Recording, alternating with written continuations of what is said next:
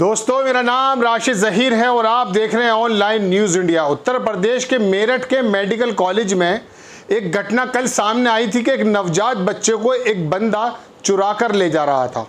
CCTV में उसकी तस्वीरें भी कैद हुई।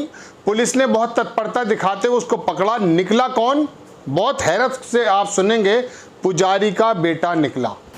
वो चोर वो एक पुजारी का बेटा निकला।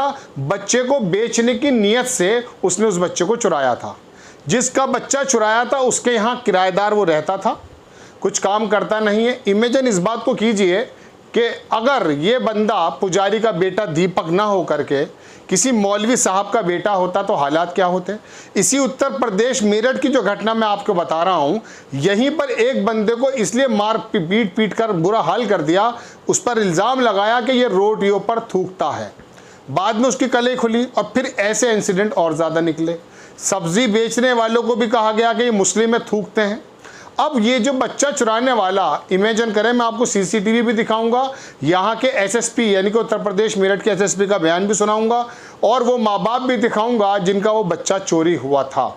लेकिन इस बात को सोचिए कि ये बच्चा अगर किसी मौलाना का, किसी मदरसे के संचालक का बेटा निकल जाता तो इस समय भारत की सबसे बड़ी बहस ये हो रही होती कि बच्चा चोर जिहाद चलाया जा रहा है। ये बच्चा किस मूड से चुराया जाता है? क्या इसको जिहादी बनाया जाएगा? इस पर बड़े बड़े 5-5 हज़ार रुपए के जो सैलरीड लोग हैं, जैसा कि आरोप लगता है, वो अपना वक्तव्य देते। खबर की शुरुआत में करता हूं दर्शकों। भारत समाचार ने इसको दिखाया कि मेरठ मेडिकल कॉलेज से चोरी नवजात बच्चा बरामद। मेडिकल कॉलेज से पुजारी के बेटे ने चुराया था बच्चा। आरोपी दीपक के घर से चोरी का बच्चा बरामद। बच्चे बेचने के लिए दीपक ने चोरी किया था बच्चा। पुलिस ने देर रात बच्चे के परिवार को सौंपा। मेडिकल कॉलेज से चोरी हुआ था नवजात शिशु। ये जो तस्वीर चल रही है भारत समाचार की मेरे साथ साथ, ये उसी खबर की है। अब मैं आपको विस्तार से बताता हूँ उसके बारे में दर्शकों। पहले तो आप वो सीसीटीवी देखिए कि जिसके अंदर ये लड़का लंगड़ाता हुआ आया है और इसने बच्चों को चोरी किया। साफ नज़र आ गया, पुलिस की तत्परता देखी गई, इसमें कोई दो राय नहीं है। लेकिन दो बातें कि बच्चा चोरी करके बेचे भी जाते हैं। आप सबसे पहले सीसीटीवी देखें, इसमें ये बच्चा चुराता हुआ नजर आएगा।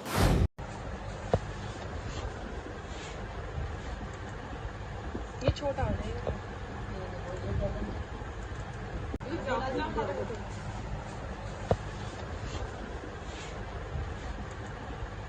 ये छोटा हो जाएगा।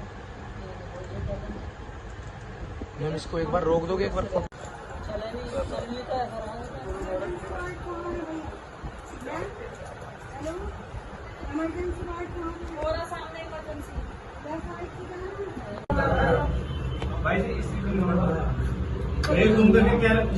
देख लिया आपने दर्शकों। अब ये रिकवरी जो पुलिस ने की है, ये आप देखें वीडियो की। पुलिस वाले जो हैं उस दंपति को उनका बच्चा वापस कर रहे हैं। ये मेडिकल कॉलेज है और ये पुलिसकर्मी हैं।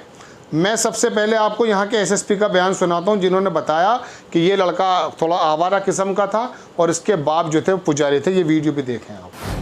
पुलिस के द्वारा एक महिला और उसका पति, उनकी कोई संतान नहीं है और उसी के यहाँ जो ये केशव नाम का व्यक्ति, केशव रूप दीपक, ये उनके यहाँ किराए पे रहता है और उसके द्वारा ये घटना को कारित किया गया। उसके द्वारा ये नवजात शिशु को वहाँ से चुराकर और इस दंपत्ति को दिया गया जिसका अपना कोई बेटा नहीं था।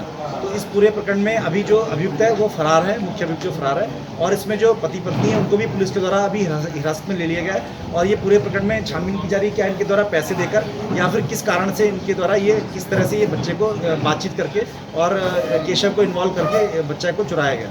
क्या केशव जो है वो एक तरह से कोई मुख्य काम नहीं करता है, आवारा टाइप का है और केवल क्या किराए पे रहता है, कोई ऐसा काम नहीं करता है। एक बात आ रही है कि पुजारी का कुछ मैटर चल रहा है सर, वो क्या है? हाँ, इनके जो अभियुक्त है, इनके पिता हैं, वो पूजा पाठ का काम करते हैं, लेकिन उनका अपने बेटे से कोई संपर्क नहीं। देख लिया आपने वीडियो दर्शकों।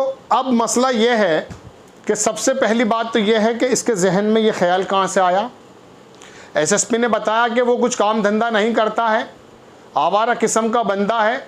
उसने बच्चा चुरा लिया और उसको बेचने के एतबार से पुजारी को भी और उसकी वाइफ को भी, दोनों को पुलिस ने हिरासत में लिया। लेकिन अभी दीपक, केशव या दीपक इसका नाम है, उर्फ दीपक उर्फ केशव कहते हैं इसको, ये फरार है अभी तक। एक तो सबसे बड़ा संगीन जुर्म ये कि अस्पताल की लापरवाही देखिए।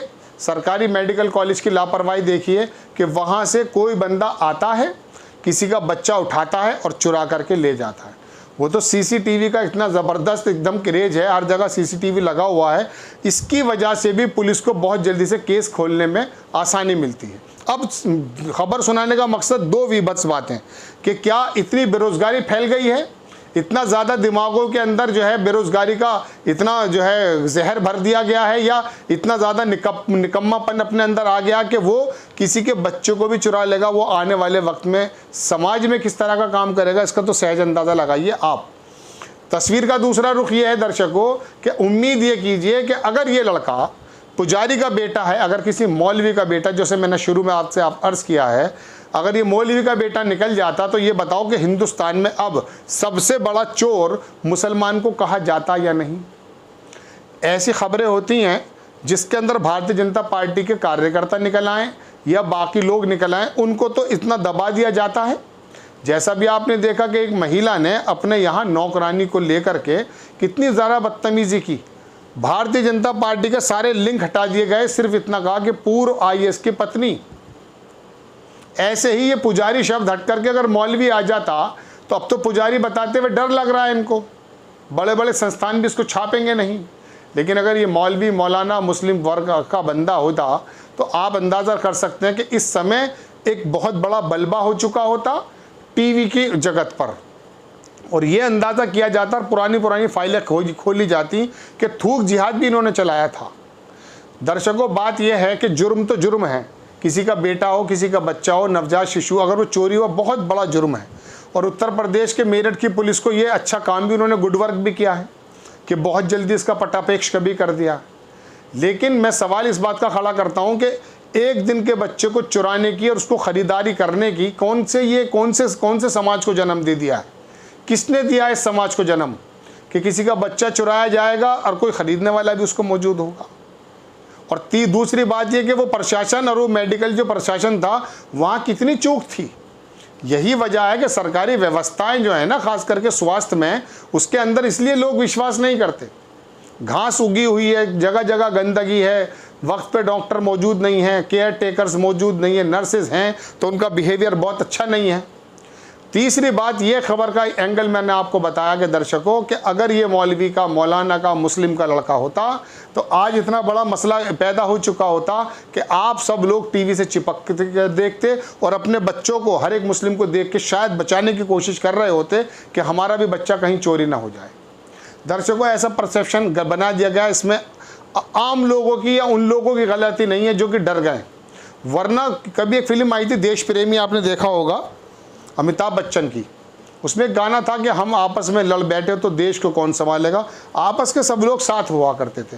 पहले की फिल्में, धारावाहिक, किताबें और ख़ास करके मीडिया भी ऐसा परसेप्शन बनाते थे जिससे प्यार मोहब्बत पैदा हो। आज के मीडिया ने एक वर्ग विशेष को चोर बना दिया है। थूक जिहाद, लैंड जिहाद, लव जिहाद, सब्जी जिहाद, कपड़ा जिहाद, पता नहीं कौन कौन सा जिहाद बना दिया।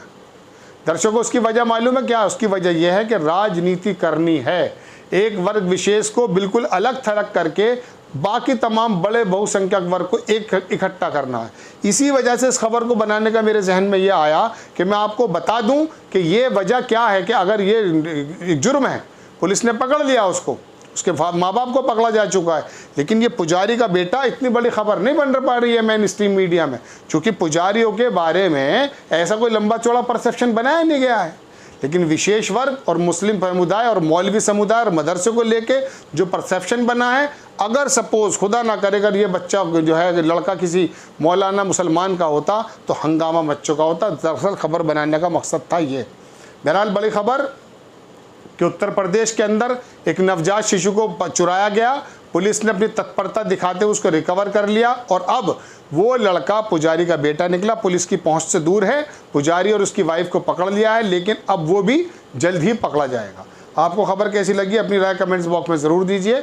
चैनल को सब्सक्राइब कीजिए, शेयर कीजिए। नेक्स्ट टाइम किसी खबर के साथ आता हूँ। जय हिंद। इस खबर को अभी लाइक करें, शेयर करें, अभी चैनल को सब्सक्राइब करें और घंटी जरूर दबाएं।